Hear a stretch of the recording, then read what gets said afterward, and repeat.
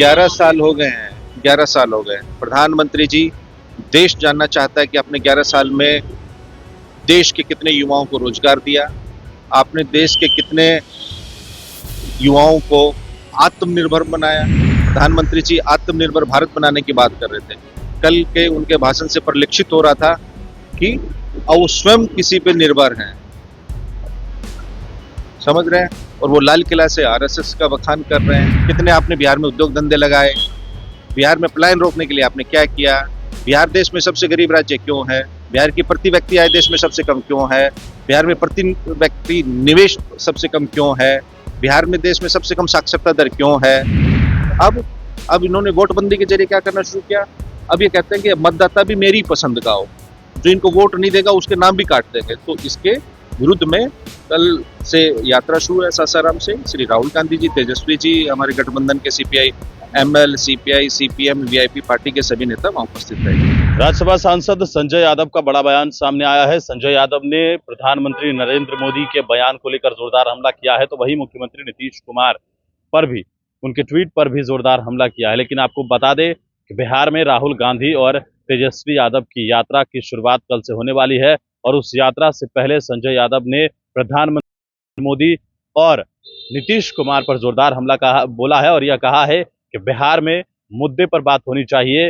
जिस तरीके से बात हो रही है वो बात नहीं चलेगी। बिहार में जो ज्वलंत मुद्दे हैं उस पर बात हो। क्या कुछ कह रहे हैं संजय यादव? कल से आप लोगों की यात्रा शुरू हो रही है, क्या कहेंगे? देखिए, कल से वोटर अधिकार यात्रा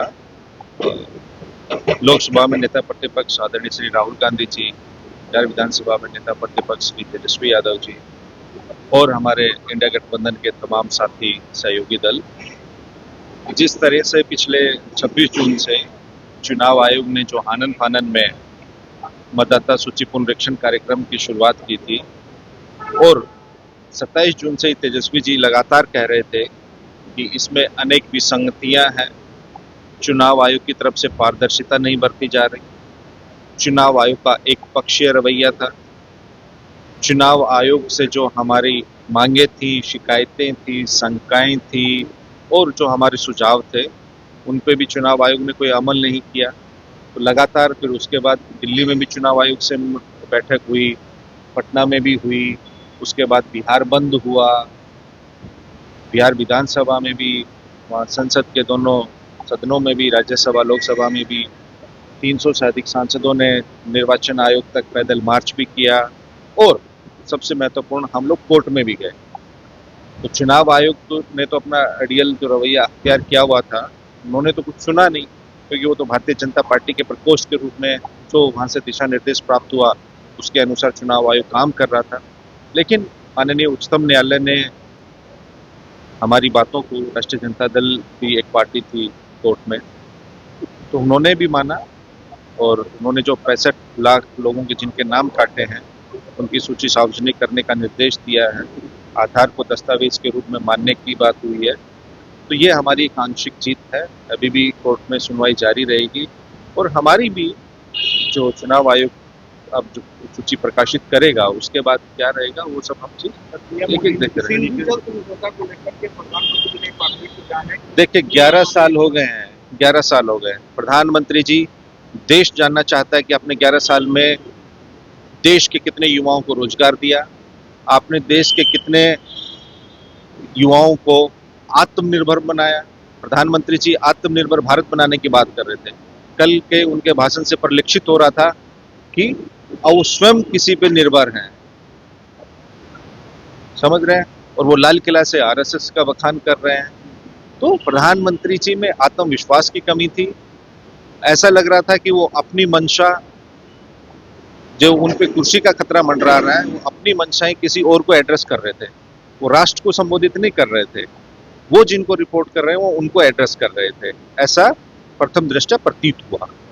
और दूसरा, आप बेरोजगारी पे आपने कोई बात सुनी, महंगाई पे सुनी, गरीबी पे सुनी, देश में हमारे आतंकवादी पहलगांव में कैसे घुसे उस पर कोई चर्चा सुनी। आप घुसपैठियों की बात कर रहे थे। 11 साल से आप सरकार में हैं, अधिकांश राज्यों में आपकी सरकारें हैं, तो घुसपैठिए को घुसा कौन रहा है? सीमा सुरक्षा प्रबंधन आपके जिम्मे है। तो 11 साल में आपने क्या काम किया? कहाँ से घुसपैठिए आ रहे हैं? तो उसके तो अगर आ भी रहे हैं देश में तो उसके दोषी भी आप ही हैं, कोई और तो है नहीं। तो इसकी तो अब 11 साल हो गए। अब 11 साल में आप अब 200 साल पुरानी 400 साल पुरानी बातें करना छोड़िए। जो ज्वलंत मुद्दे हैं, अर्थव्यवस्था के क्या हालात हैं। पहले आपने देश में नोटबंदी की, कोरोना काल में आपने देशबंदी की और अब आप वोटबंदी भी कर रहे हैं। तो ये ज्वलंत मुद्दों से ध्यान भटकाने के लिए इनको कुछ नहीं मिलता है तो पाकिस्तान पाकिस्तान या मुसलमान मुसलमान मुसलमान। अरे आप बताओ कि आपने कितनों को रोजगार दिया, कितने आपने बिहार में उद्योग धंधे लगाए, बिहार में पलायन रोकने के लिए आपने क्या किया, बिहार देश में सबसे गरीब राज्य क्यों है, बिहार की प्रति व्यक्ति आय देश में सबसे कम क्यों है, बिहार में प्रति व्यक्ति निवेश सबसे कम क्यों है, बिहार में देश में सबसे कम साक्षरता दर क्यों है, बिहार में सबसे कम धनराशि सहायता राशि आपने क्यों दी, बिहार में कौन सा बड़ा आपने उद्योग लगाया। आप सेमी कंडक्टर्स की बात कर रहे हैं।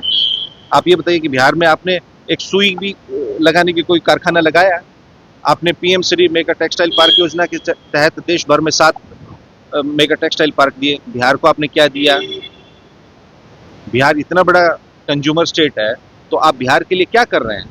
आपकी डबल इंजन की सरकार है। बिहार ने तो आपको 40 में से 39 सांसद दिए 2019 में, अभी भी आपको 30 सांसद दे रखे हैं।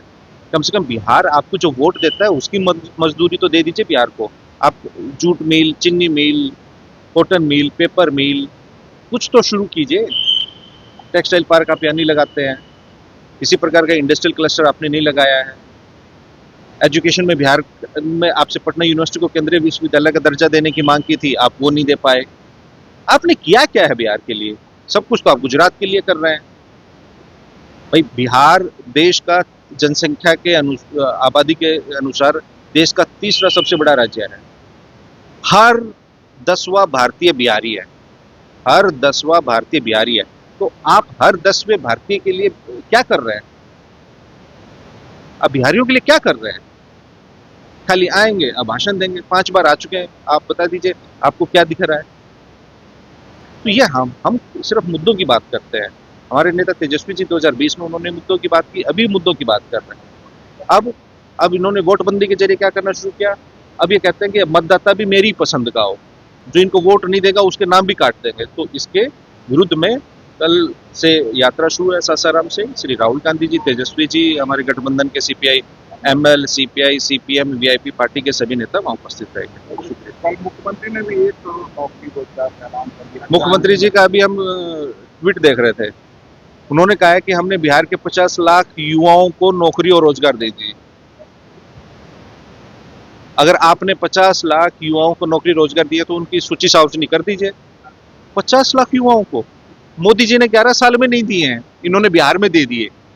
ये हास्यास्पद है।